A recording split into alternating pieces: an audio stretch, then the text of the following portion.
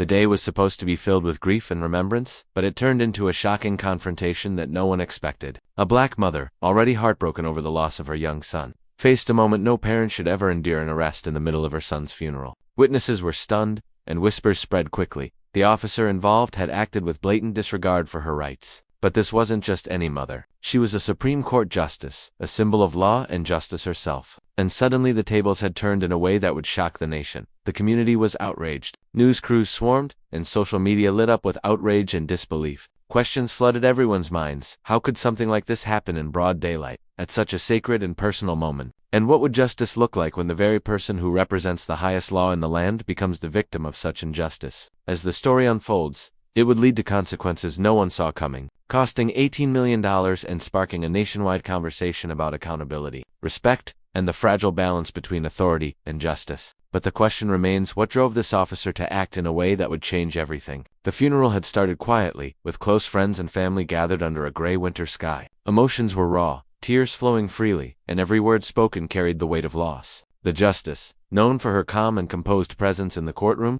now moved through the crowd like any grieving parent, vulnerable, human, and desperate for a moment of peace. Her colleagues and community members looked on, offering quiet support, unaware that chaos was about to erupt. The officer, whose name would later become a focal point of scrutiny, appeared seemingly out of nowhere. Eyewitnesses described the moment as surreal: commands shouted, confusion everywhere, and the air thick with tension. People questioned what had provoked the confrontation. Some say it was a misunderstanding, others whisper about underlying prejudice. No one could quite make sense of why someone would escalate a situation at a funeral, a place meant for mourning and reflection. The justice remained composed outwardly, but inside, the turmoil was undeniable. Cameras captured the event, and social media erupted almost instantly. Every frame, every moment, was dissected online, fueling outrage and curiosity. As the community began demanding answers, a deeper question loomed. How could the law, represented by the highest court, collide so violently with those sworn to uphold it? The answers were not coming quickly, leaving everyone on edge, waiting for the next revelation.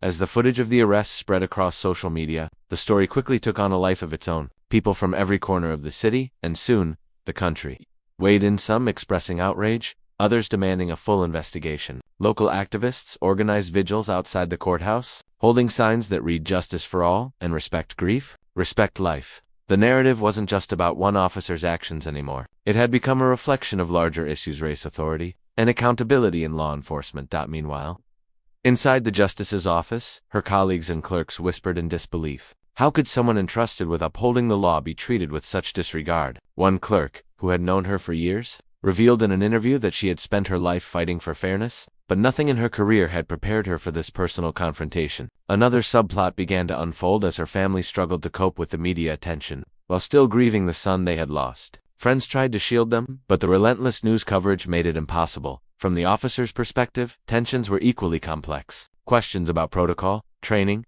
and bias began to emerge, leaving his superiors scrambling to respond. Each angle of the story revealed deeper layers of conflict, and the city seemed to hold its breath, waiting for the next twist. Who would be held accountable, and how far would this fight for justice go before it reached a breaking point? The answers were still out of reach, leaving the tension thick and unrelenting. The city was on edge. Every news cycle brought new angles, new testimonies, and new outrage. Protesters marched through downtown streets, their chants echoing off skyscrapers, demanding answers from officials who struggled to maintain control. The justice, though usually reserved, began speaking out publicly, her voice steady but filled with raw emotion. Each statement she made seemed to inflame tensions further, but also drew immense support from people who saw in her story the very struggles they had long felt powerless against. Inside the police department, the atmosphere was tense and fractured. Officers whispered about what had gone wrong, while leadership convened emergency meetings behind closed doors. The officer at the center of the storm faced mounting scrutiny, not just from the media, but from investigators determined to uncover the truth. Allegations of bias, procedural errors, and misconduct swirled, creating an almost unbearable pressure from every direction. Meanwhile, the justice's family and close friends wrestled with their grief while being thrust into the public spotlight. Every interview, every social media post, felt like another wave of scrutiny crashing over them. Lawyers prepared for a legal battle that promised to be unprecedented, while advocates debated the societal implications of what had happened. Thus, the tension reached a fever pitch. The city seemed to hold its breath. Every side knew the next few days could change everything: the justice's reputation, the officer's career, and the very conversation about justice and equality in the nation. Questions hung in the air like storm clouds. Would accountability come? Would justice be served? Or would the system fail once again under the weight of its own contradictions? The answers teetered, just out of reach, leaving everyone waiting,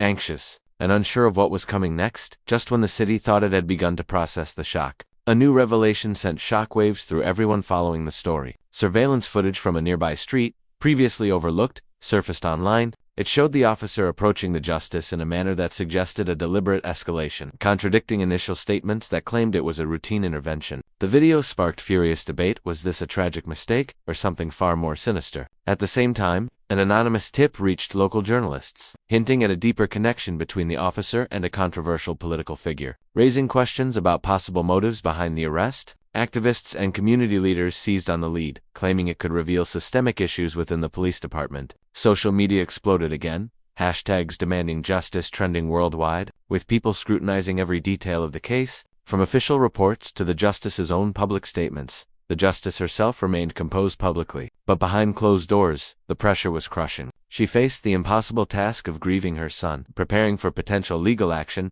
and navigating a storm of public attention that seemed to grow more relentless by the hour. Her family feared that each new revelation only made the situation more volatile. With tensions escalating, the officer's career teetered on the brink, investigations intensified, and the community braced for a showdown that seemed inevitable. Every new twist heightened the stakes, leaving the nation waiting, anxious, and unsure how this confrontation between law, justice, and human emotion would ultimately unfold.